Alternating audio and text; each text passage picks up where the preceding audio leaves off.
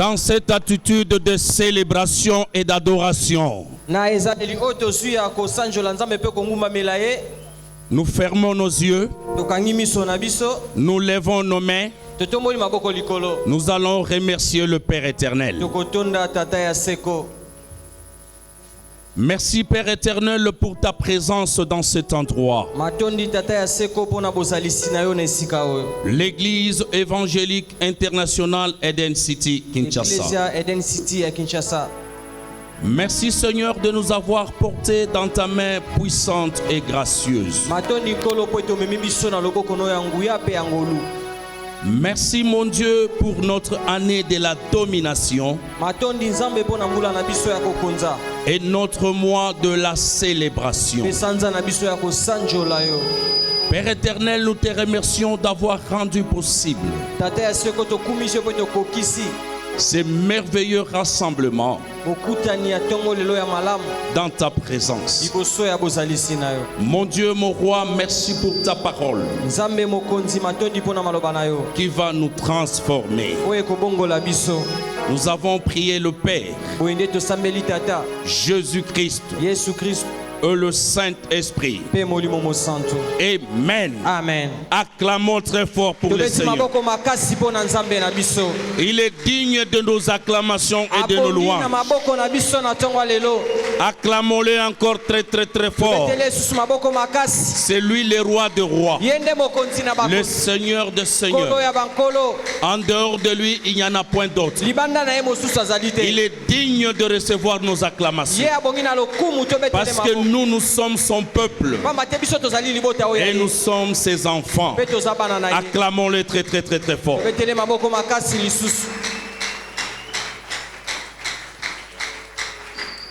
Vous pouvez vous asseoir s'il vous plaît.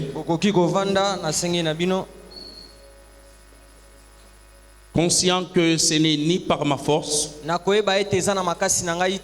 ni par ma puissance. Je rends gloire à l'Éternel pour sa grâce. Je dis également merci, sincèrement merci à la représentante légale, la prophétesse J.R. Deborawan, pour son mentorat, son sens de dévouement le plus élevé, dont je suis bénéficiaire. Bien-aimés, je vous salue chaleureusement au nom de Jésus. Et je vous exhorte aussi à vous souhaiter bienvenue à Eden City. Je suis dans la joie de vous transmettre de salutations le plus chaleureuses de la représentante légale. À tous les enfants de Dieu qui nous suivent sur notre chaîne Eden City TV. Et à vous tous qui nous suivez sur les réseaux sociaux. Nous vous saluons également au nom de Jésus. Bien-aimés, nous rappelons que nous sommes dans notre année de la domination, dans notre mois de la célébration. Et ce matin, notre partage sera focalisé sur notre thème du mois qui est la célébration. La célébration. Par définition, selon Larousse, célébrer, c'est louer avec éclat. Autrement dit, faire les discours sur le mérite de quelqu'un à haute voix. C'est aussi louer avec éloge. Et selon les dictionnaires bibliques,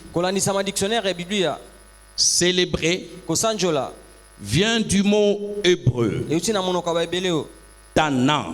Tana qui veut dire raconter, répéter, dire encore à haute voix.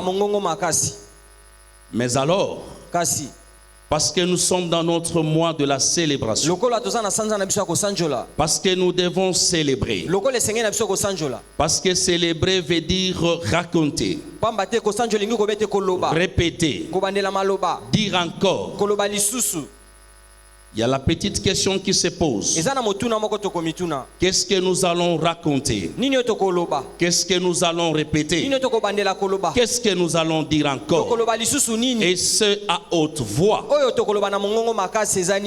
Ensemble, nous allons la réponse en proclamant la parole de Dieu. Dans les livres de Psaumes, le 145e chapitre, nous lirons du 2e jusqu'au 9e verset.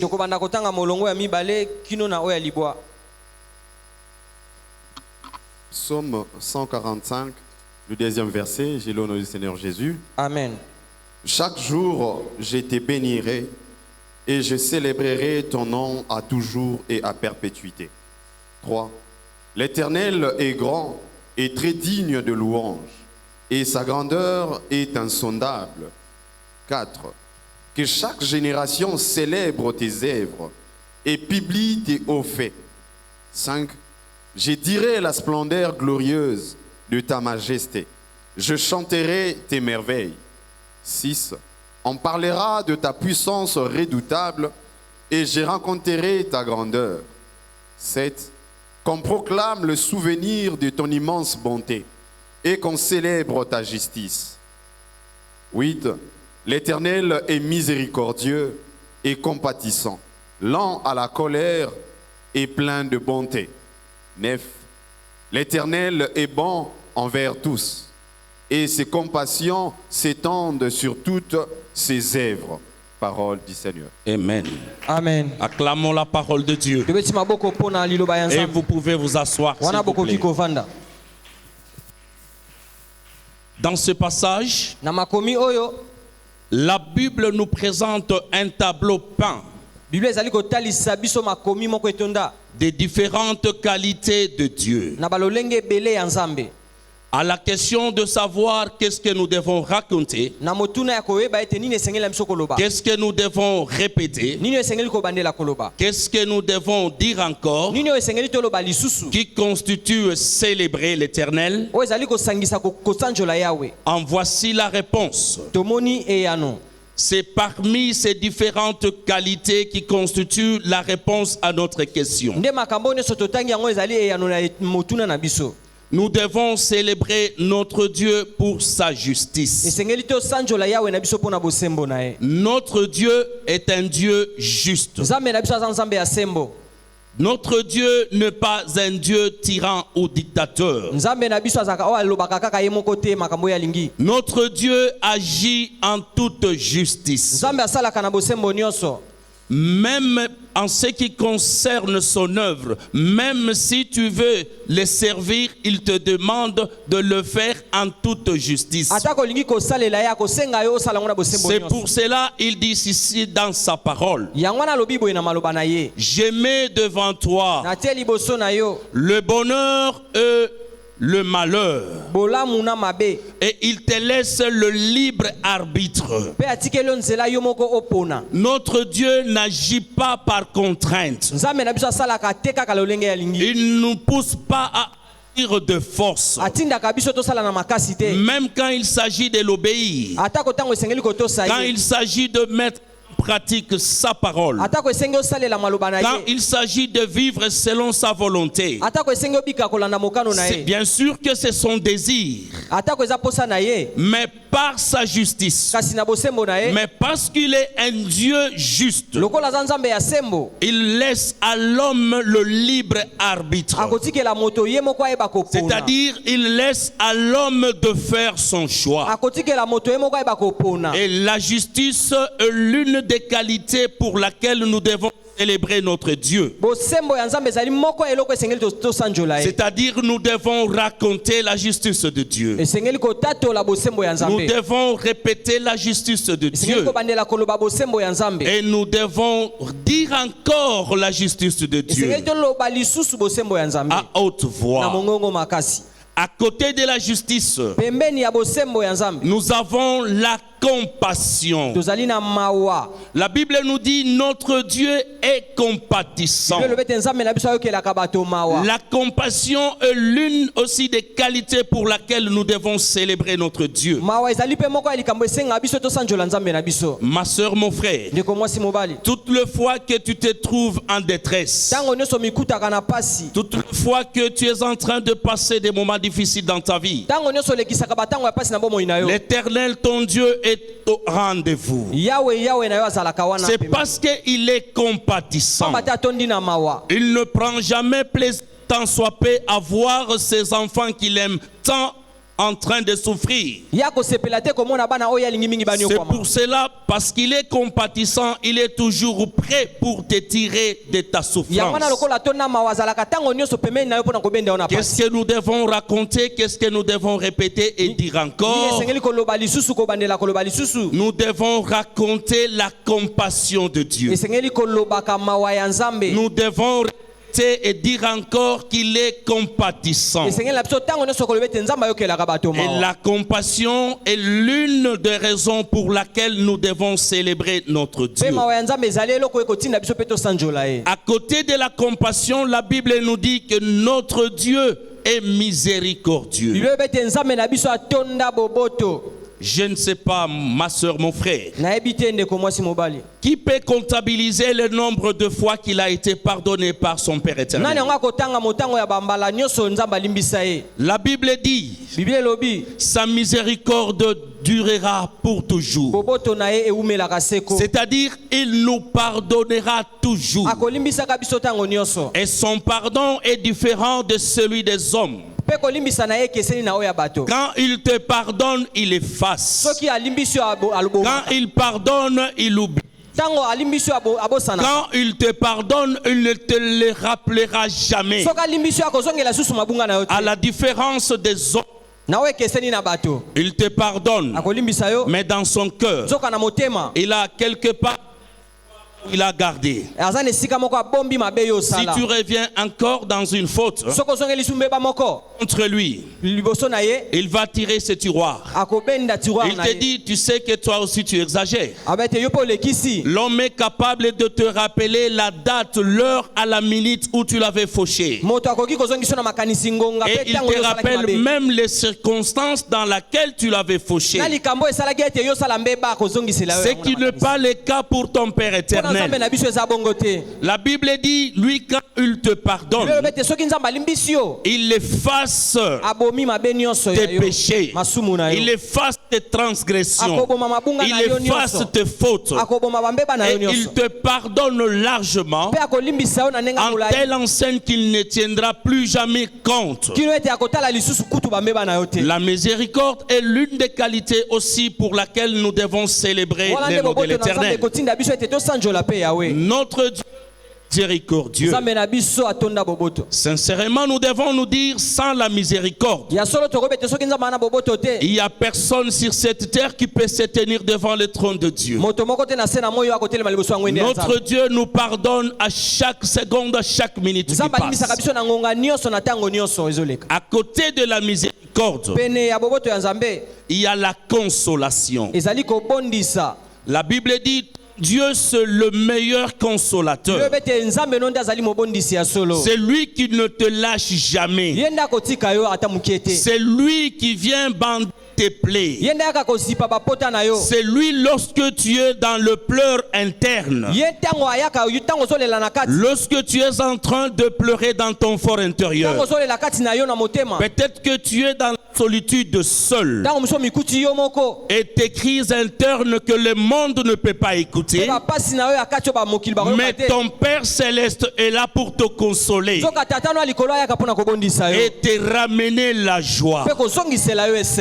Pour arriver à consoler quelqu'un, il faut être en mesure de se mettre à sa place et sentir la douleur qu'il est en train de ressentir.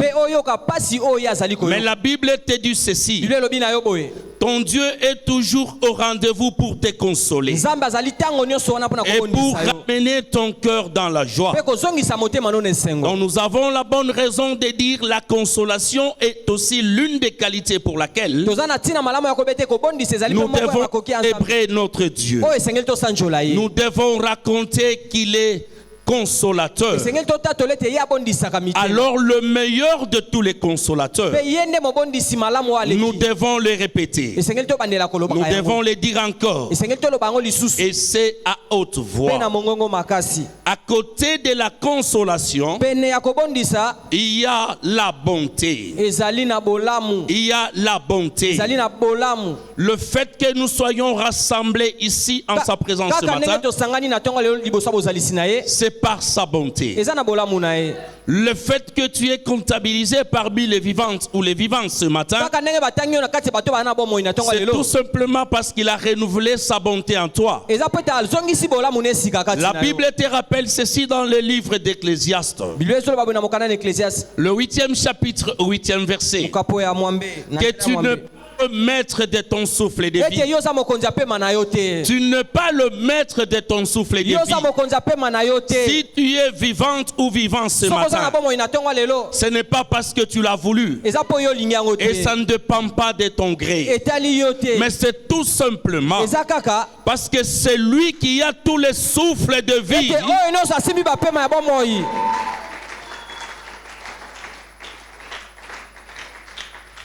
Ton Père éternel, la Bible dit c'est lui qui a le souffle de toute chair. C'est tout simplement parce qu'il a renouvelé sa bonté en toi. Alors que tu dormais comme un mort, tu as perdu des souvenirs, mais par sa bonté, tu t'es réveillé ce matin. Tu t'es réveillé ce matin. Donc la bonté est aussi l'une des qualités pour laquelle nous devons célébrer notre Dieu et que nous devons raconter, que nous devons répéter, que nous devons dire encore, et c'est à haute voix. À côté de les qualités si haut citées, nous avons les bienfaits dans nos vies. Les bienfaits dans nos vies. De la même manière que tu ne peux pas faire l'inventeur de nombre de fois que ton Père éternel t'a pardonné, de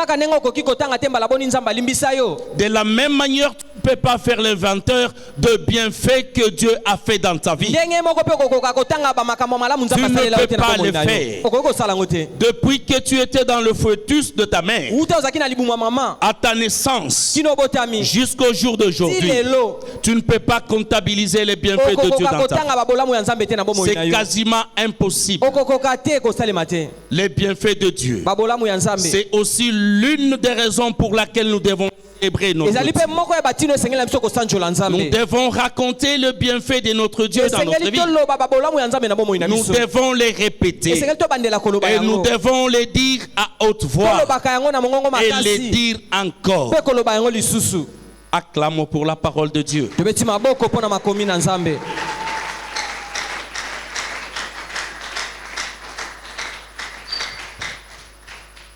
Que ça soit des différentes qualités de Dieu que nous venons d'évoquer si haut, que ça soit de bienfaits de Dieu dans nos vies,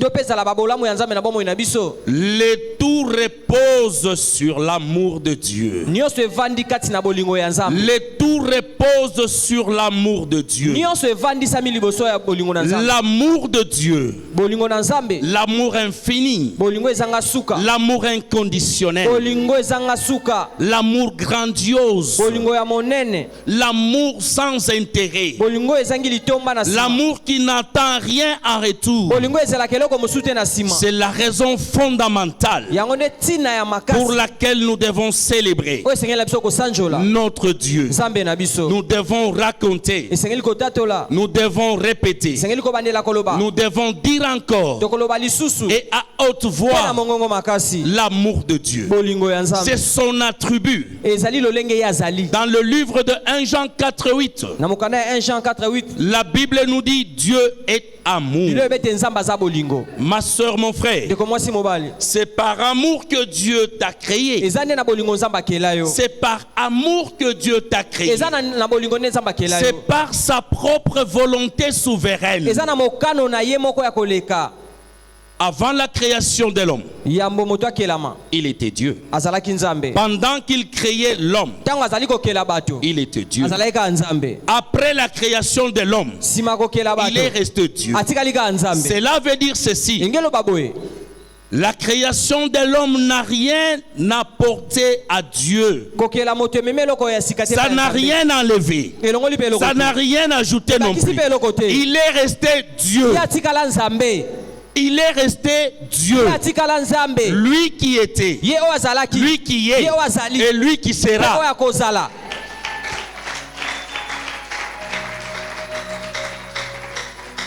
Il t'a créé tout simplement par son amour. C'est par amour que Dieu t'a racheté. Il t'a racheté de la malédiction. Il t'a racheté du péché. Il t'a racheté de la mort. Dis donc, il t'a racheté avec quoi? Il t'a racheté avec ce qu'il avait de plus cher. La vie de Jésus-Christ, son fils unique. Il t'a racheté avec la vie de son fils unique. Dieu a tant aimé le monde. Il a donné son fils unique afin que quiconque qui croit en lui ne soit pas perdu mais ait la vie éternelle. C'est par amour que Dieu t'a racheté. Il a donné ce qui lui était de plus cher, son fils unique, Jésus-Christ. Ma soeur, mon frère, laisse-moi te dire que tu es d'un grand prix. Que personne ne te trompe. Tu as été racheté par le sang de Jésus à Golgotha. Tu es d'une haute facture aux yeux de ton Créateur. Ton prix vaut le sang de Jésus. La Bible dit tu as été acheté à un grand prix. C'est ça le rachat. Le rachat, c'est quoi, ma soeur? C'est la rançon. C'est le prix que l'on doit payer pour libérer un captif. Alors que tu étais captif du péché, alors que tu étais captif de malédiction, alors que tu étais captif de la puissance de l'ennemi, par son sang, ton Seigneur Jésus-Christ t'a racheté à Golgotha. C'est comme ça qu'il a dit, tout est accompli. Tout est accompli. Et c'est à partir de là que tu as eu la domination, que tu as eu le pouvoir de dominer sur tes adversaires, de dominer sur tes ennemis et de dominer sur les principautés des ténèbres. C'est tout simplement par amour. L'amour de Dieu, c'est la raison fondamentale pour laquelle nous devons les célébrer. L'amour de Dieu, c'est la raison fondamentale pour laquelle nous devons raconter, nous devons dire, redire encore. C'est ça, célébrer. Comment nous devons le faire? Ensemble, nous allons encore découvrir une réponse dans la Bible. Comment le faire? Comment le célébrer? Nous allons lire dans les livres d'Ésaïe, le 43e chapitre, le 21e verset.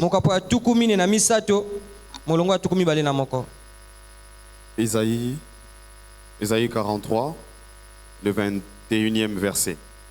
Les peuples que je me suis formé publiera mes louanges. Amen. Amen. Dans un premier temps, ma soeur, mon frère, sois conscient que tu es le peuple de Dieu.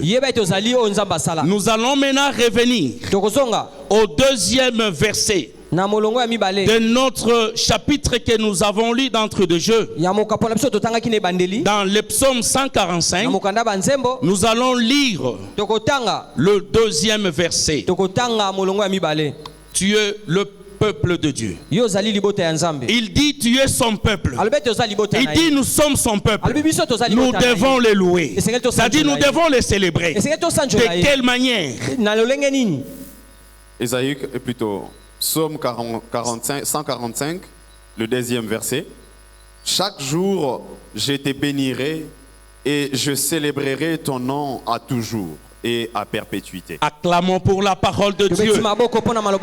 Vous pouvez vous asseoir s'il vous plaît. Dieu n'a pas cherché à ce qu'il soit célébré ailleurs. Il lui réclame sa célébration auprès de son peuple que nous sommes. L'une des raisons encore pour laquelle nous devons célébrer notre Dieu, c'est parce que nous sommes son peuple. C'est parce que nous sommes ses enfants. Il n'a pas honte de les déclarer. Il dit nous sommes son peuple. Ça aussi, c'est une marque d'amour. Bien-aimé, l'amour de Dieu est tellement immense. L'amour de Dieu est insondable. Non seulement qu'il t'a racheté, non seulement qu'il a fait de toi son enfant, non seulement qu'il a fait de nous son peuple. Suis ce qu'il a ajouté. Il a fait de toi son héritier. Tu n'es pas seulement enfant de Dieu, c'est-à-dire tu es son héritier. La Bible dit tu es l'héritier de Dieu, l'héritier de Christ. En tant qu'héritier de Dieu, c'est-à-dire tu as droit, et tu as droit à tous les privilèges de ton Père Céleste. De ton Père Céleste. La domination, c'est ton droit. Parce que tu es un héritier. Quand il a dit à Golgotha que tout est accompli, quand il est dit dans la parole de Dieu qu'il a dépouillé Satan et ses démons, quand il est dit qu'il les a livrés en spectacle, c'est pour te donner toi son fils, toi sa fille, toi son héritier, toi son héritier, la domination, tes droits. Ton Père éternel te donne tes droits le plus légitime. Qu'est-ce que tu as payé? Combien tu as payé? On a chanté ce matin avec la chorale. Nyonso ya ofele. Tout a été reçu gratuitement. L'amour de Dieu est gratuit. Pour le souffle de vie, combien tu peux payer? Pour les rachats, pour te libérer de la captivité du péché, de malédiction, de la mort, avant même de te donner l'identité de son enfant, avant même de t'accepter comme son héritier. Parce qu'en tant qu'héritier, tu as le droit de prendre tout ce qui est à Dieu. Et ce qui est à Dieu, c'est quoi? C'est la domination, c'est le bien-être, c'est le bon travail, c'est le bon mariage, c'est la joie, c'est tout ce qui est de bien. Par-dessus tout, le salut. Par-dessus tout, le salut. Combien tu as payé? Tu es passé par quel protocole? Par son amour, il t'a accepté tel que tu es venu, sans aucune condition. Tu n'es même pas passé par un quelconque protocole. Il t'a accepté tel que tu es venu à lui. Mon frère, ma soeur, n'est-ce pas là aussi l'une des raisons pour laquelle on peut célébrer notre Dieu? Quoi de plus normal célébrer notre Dieu par rapport à tout ce que nous venons de voir? Ok, nous pouvons mettre ça de côté. Si et seulement si pour son amour, ton Dieu, quand bien même qu'il t'a racheté, il continue à te guérir. Là où le médecin de ce monde disent ils ne peuvent pas lui te guérir. Il te délivre. Il ne t'abandonne pas. Tu es en difficulté. C'est lui qui vient encore en premier. Il est sur ton front. Il va combattre contre tes ennemis. Et il te donne il est au rendez-vous dans tes combats. Et toi tu viens après lui. Et tu es victorieux. Tu es victorieux dans le sang de Jésus. Quoi de plus normal les célébrer? Quoi de plus normal les célébrer? Est-ce que nous avons vraiment une raison pour laquelle nous ne pouvons pas célébrer notre Dieu? Si nous revenons au deuxième verset du chapitre que nous venons de lire, c'est-à-dire le psaume 145, de la même façon, on nous dit en 1 Thessaloniciens 5:17 que nous devons prier sans cesse. Lorsque le frère nous a fait la lecture, on nous a dit nous devons les célébrer à perpétuité. C'est-à-dire sans arrêt. C'est-à-dire sans cesse alors. En toutes circonstances. De la même manière que nous devons prier sans cesse, c'est de la même manière que nous devons les célébrer aussi sans cesse.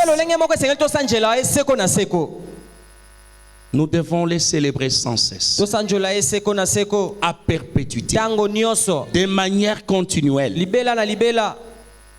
Notre célébration pour notre Dieu n'est pas la résultante des circonstances. Tu ne peux pas les célébrer seulement lorsque tu es dans la joie. Tu ne peux pas les célébrer seulement lorsque tu es en train de traverser, je ne sais pas, des bonnes situations, la vie en rose. La Bible te recommande de les célébrer sans cesse et en toutes circonstances. Parce qu'il est ton Dieu. Il est ton Père. Il t'a racheté. Il t'a racheté. Et il est en train de te guérir. Il est en train de te protéger. Il est en train de te délivrer. Il est en train de toi.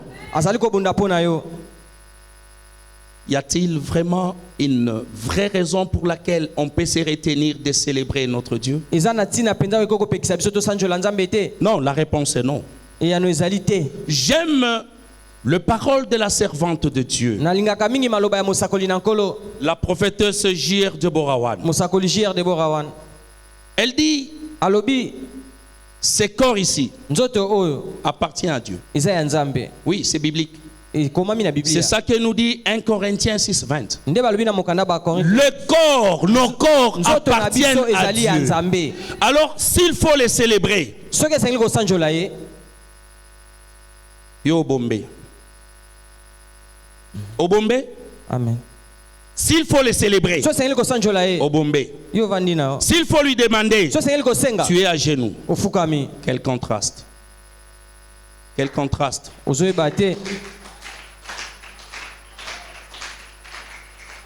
Si tu es dans la détresse, tu as le ventre par terre.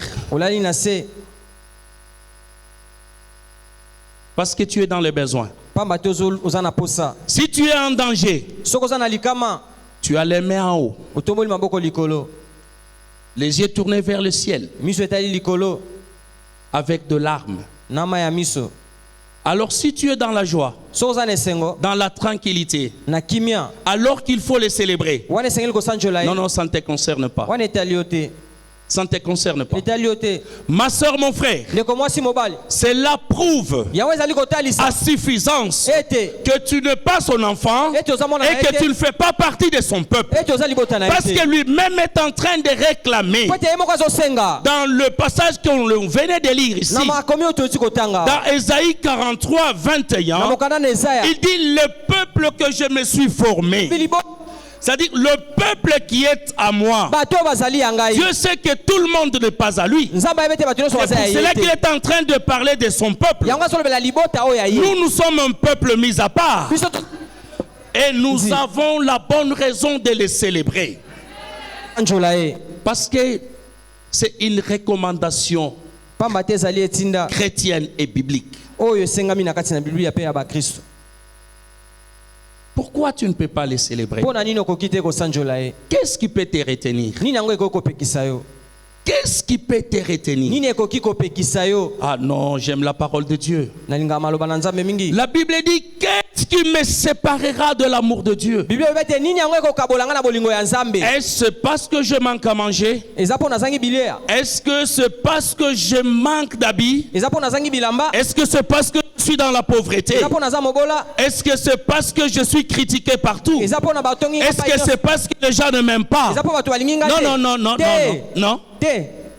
Donc, à vrai dire, on n'a pas une raison pour laquelle on doit se séparer de l'amour de Dieu. Il n'y a pas une raison qui peut te séparer de l'amour de Dieu. Quelle que soit la situation, quel que soit les tumultes dans ta vie, quelles que soient les difficultés que tu es en train de traverser, on venait encore de chanter. Oh, je glorifie l'Éternel. Le Saint-Esprit nous a tellement conduits ce matin, à telle enseigne que ce culte est en train de se passer sous sa gloire. Et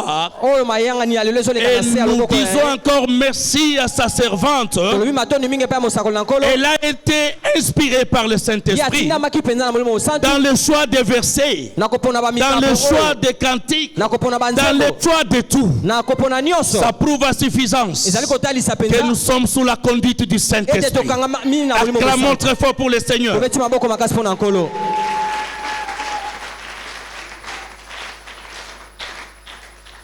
Qu'est-ce qui peut nous séparer de l'amour de Dieu? Comme quoi? Qu'est-ce qui peut te séparer de l'amour de Dieu? Tu peux faire semblant de tout. Rien que pour le souffle de vie. Rien que pour le souffle de vie que tu as. Non, tu ne peux pas te retenir.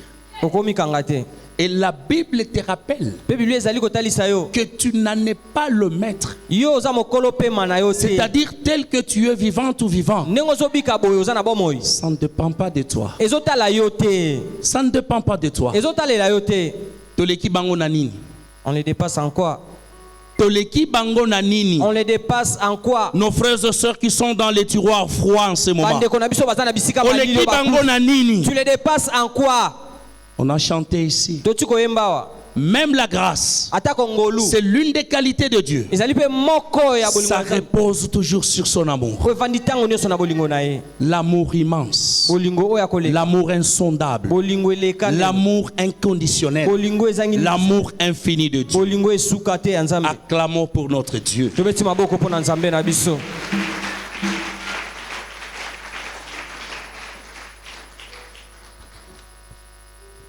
Bien-aimés, en toute vérité,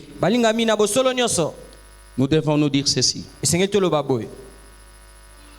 Que nous, parce que nous sommes les enfants de Dieu, parce que nous sommes ses héritiers, nous n'avons vraiment pas la bonne raison pour laquelle nous pouvons nous empêcher de les célébrer. Et la Bible nous exhorte, la Bible nous recommande à les célébrer sans cesse, à les célébrer sans interruption, à les célébrer en toutes circonstances, c'est-à-dire bonne ou mauvaise. Notre Dieu. Par moments, le Seigneur t'arrache devant le danger sans même que tu te rendes compte. Tu ne sais même pas. Tu as un Dieu fidèle. La fidélité de ton Dieu. Un Dieu qui tient à toutes ses promesses. La Bible dit quand la parole sort de sa bouche, ça ne rentrera jamais sans pour autant accomplir ce dont à quoi il a pris plaisir. Quelle est la promesse qui a été faite par Dieu et qui n'a pas été réalisée? Il est derrière sa parole pour son accomplissement. La fidélité de Dieu. L'une des qualités de Dieu qui repose toujours sur son amour. C'est parce qu'il nous aime tant qu'il est fidèle à toutes ses promesses. Tu as un Dieu fidèle, un Dieu compatissant, un Dieu miséricordieux, le meilleur de tous les consolateurs. Un Dieu miséricordieux dans tous les cas possibles. C'est lui qui fait toujours le premier pas. Il t'a créé. Dans la désobéissance, c'est encore lui qui vient. Il va te racheter. Il va te racheter. Avec quoi? La Bible dit ce qu'il avait de plus cher, son fils unique. Si il est à mesure de te donner son fils unique, qu'est-ce qu'il pourra te refuser? S'il t'a donné Jésus-Christ, s'il a accepté que son fils unique soit crucifié à la croix, crucifié pour toi, pour moi, crucifié, humilié, battu par ses propres créatures. Tu as du prix. Tu as du prix. Tu vaux le sang de Jésus. Tu vaux le sang de Jésus. Tu vaux le sang de Jésus.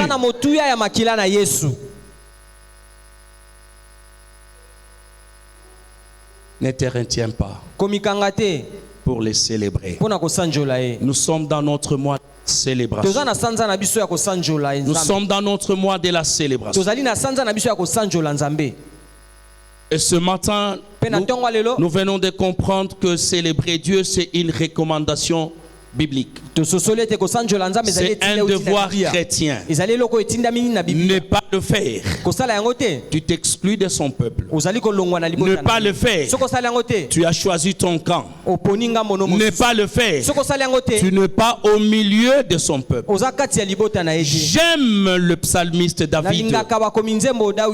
David dit, je te célébrerai au milieu de mes frères, dans l'assemblée, dans le milieu nombreux, qui veut dire, s'il s'agit de célébrer mon Dieu, non, je n'ai pas honte. Je n'ai pas honte. Et d'ailleurs, la servante de Dieu, le premier ancien, non, mais sont des exemples par excellence. S'il faut célébrer l'Éternel, je n'ai pas honte. S'il faut le célébrer, parce que c'est mon Dieu, c'est lui qui m'a créé, c'est lui qui m'a racheté, c'est lui qui me guérit, c'est lui qui me délivre. Non, je n'ai pas honte. Je n'ai pas honte.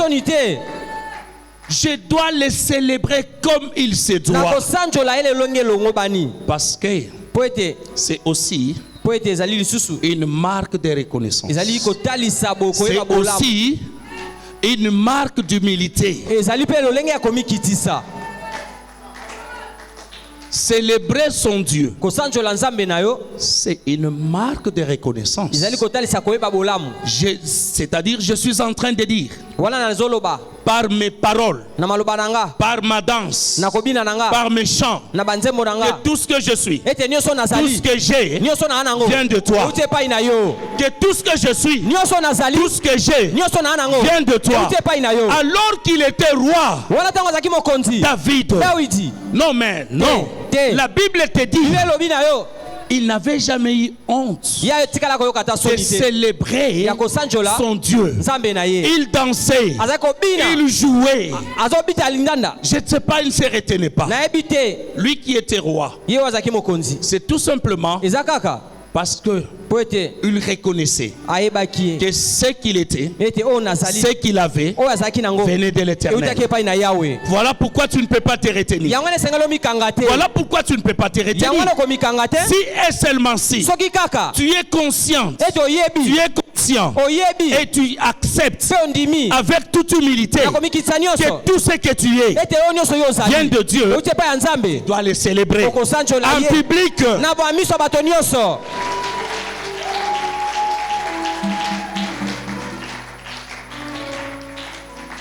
Parce que c'est un Dieu juste. Parce que c'est le meilleur de tous les rémunérateurs.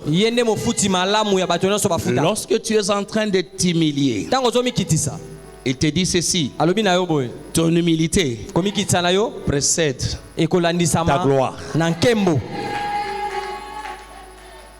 La célébration pour notre Dieu, l'humilité devant lui précède notre gloire. La justice de Dieu. Il est le meilleur de patrons. Il n'a pas de dette de gens. Dieu n'a pas de dette de gens. Et puis lui n'a pas une date pour payer. Il peut te payer le matin. Il t'appelle encore à midi, il te paye. Le soir, il te paye encore. La nuit, il te paye encore. Il n'a pas une date pour payer. Il est le meilleur rémunérateur que le monde ait jamais connu. Dans ta célébration, il te dit ta gloire est derrière ta célébration. Mais pourquoi te retenir, ma soeur? Pourquoi te retenir, mon frère? Tu dois célébrer ton Dieu. Si réellement tu es son enfant, si et seulement si tu fais partie de son peuple, si et seulement si tu es son héritier ou son héritier, non, tu dois le célébrer. Tu n'as pas regardé à gauche ou à droite, parce que ton regard est fixé vers l'Éternel. Ton regard est fixé vers l'Éternel. Alléluia. Amen. Alléluia. Amen. La célébration. Acclamons pour la.